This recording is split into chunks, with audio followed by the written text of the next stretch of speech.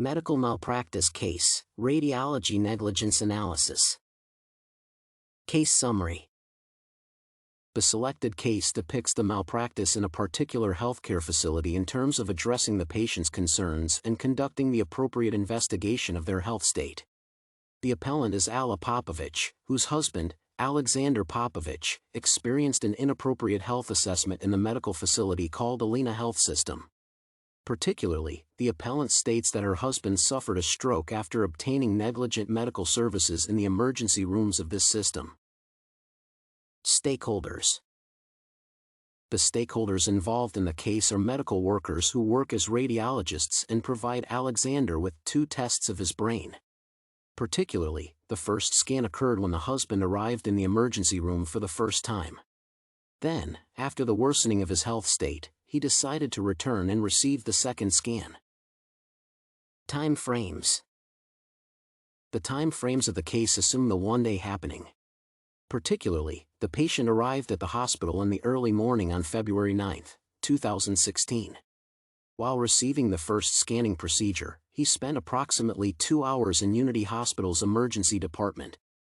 Then, Popovich returned to his home while still having severe issues and health concerns.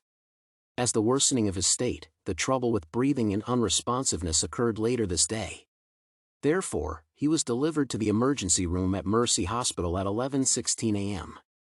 After that, the patient arrived at Abbott Healthcare Facility at 5:37 p.m., where he obtained a final diagnosis and experienced a stroke. Problem and outcomes. As the case problem that Anna Popovich uses as the reason for the justification of the appeal, one can highlight the negligent care from the radiologists that worsened the situation and was the cause of her husband's stroke. Particularly, in the case of Mr. Popovich, who experienced serious and irreversible brain damage due to the stroke. According to Popovich versus Allina Health System, the doctors diagnosed him with dissection of the left proximal vertebral artery with thrombus. Consequently, Popovich lost control over his balance, cannot walk without help, and has significant cognitive and speech impairments. Medical malpractice component. Key legal components of the case.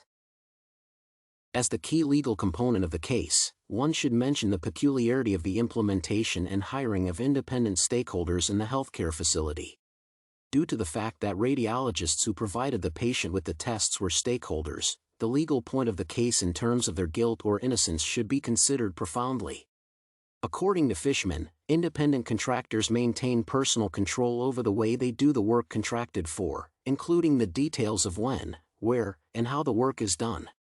Therefore, the issue's nature assumes the identification of specific laws that will state the peculiarities of the independent stakeholders' legal responsibility for providing the patient with inappropriate healthcare services.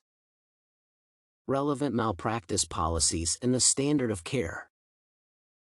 As the primary malpractice policy that addresses the studied case, one should mention the licensing requirements of the stakeholders.